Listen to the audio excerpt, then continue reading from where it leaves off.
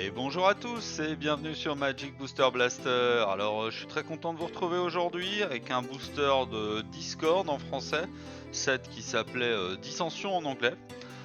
C'est sorti en mai 2006, donc il y a presque 20 ans, et d'un point de vue code sur le booster scellé, on en trouve des français à environ 15 € pièce, à partir de 15 €.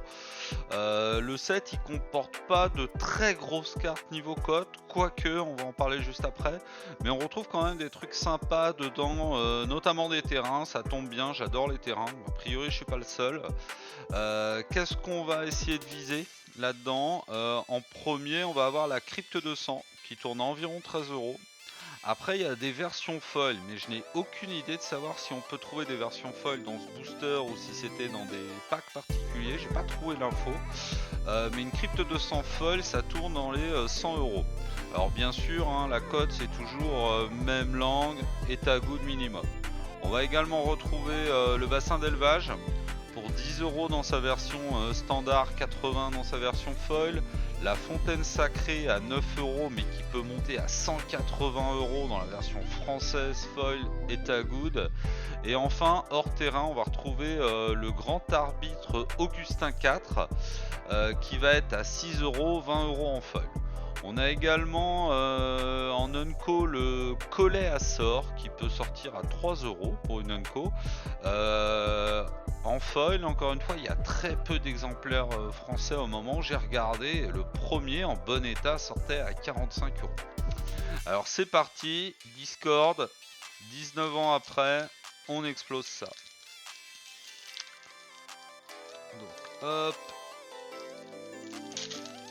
Alors, a priori, j'ai regardé une vidéo où on aurait les 3 unco là, la rare ici, donc je vais passer ça derrière et j'espère que ce sera.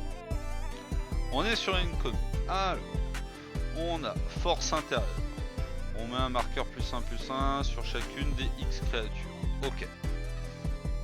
Saut de feu. Sacrifier le saut de feu. Le saut de feu inflige 2 blessures à une cible, créature ou joueur.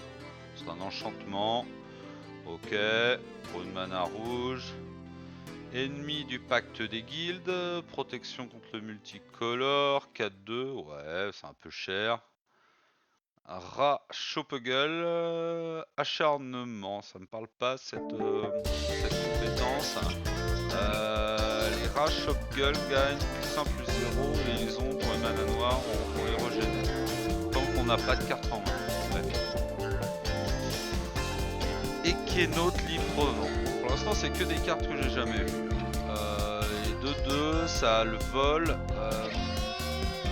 Tant qu'il est enchanté, il a on tape, il inflige 2 blessures à la créature attaquante ou blocus cible. Ok. Pointe anti-émeute, donc une rouge ou une noire. C'est sympa, les ombrages comme ça bicolore. La créature enchantée gagne plus 2/-1. Escogriffe cytoïde, donc on est sur de la grosse créature verte, 7 mana, grève 6. Et là avec 6 marqueurs, à chaque fois qu'une autre créature arrive en jeu, on peut déplacer un marqueur de cette créature sur elle.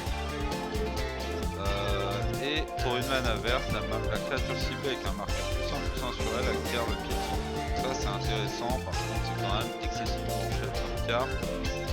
En termes de mana, fureur psychotique, la créature multicolore ciblée acquiert la double initiative jusqu'à la fin du tour, piocher une carte. Ça c'est rigolo.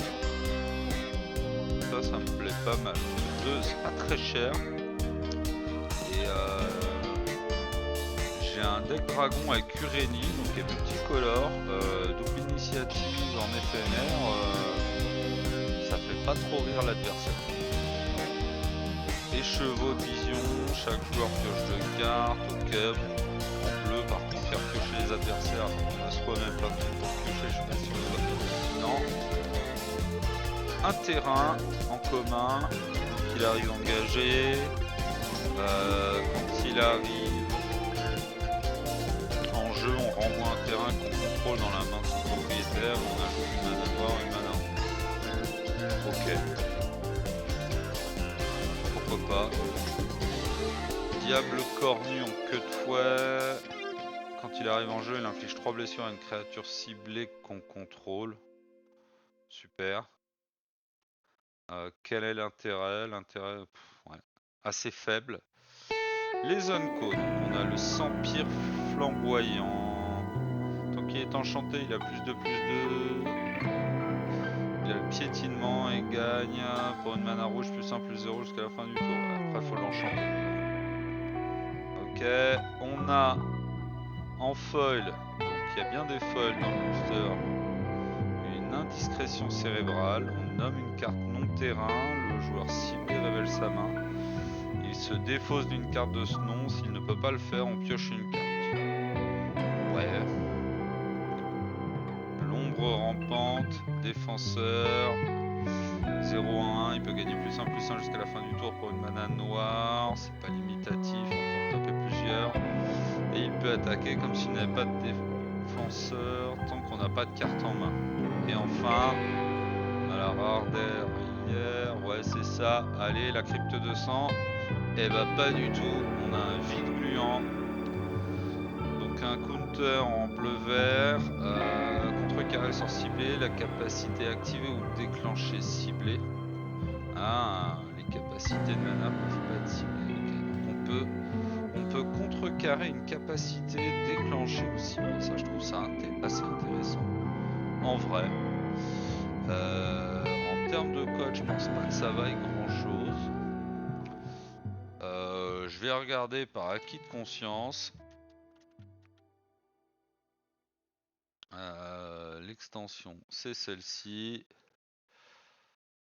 Ouais, ça vaut clairement pas grand chose. Hein. La première en anglais, good, on est à 30 centimes. Et bah, c'est pas très grave. Encore une fois, moi j'ai découvert une nouvelle extension et comme d'habitude, j'en suis très content. Je vous engage également, comme d'habitude, à interagir avec la chaîne. Hein. C'est important pour l'algorithme, c'est important pour me faire un retour dans le cas de vos commentaires. C'est un petit clic en bas à droite de la vidéo. D'ici là, moi je vous remercie. Je vous dis à la prochaine fois sur Magic Booster Blaster. Salut!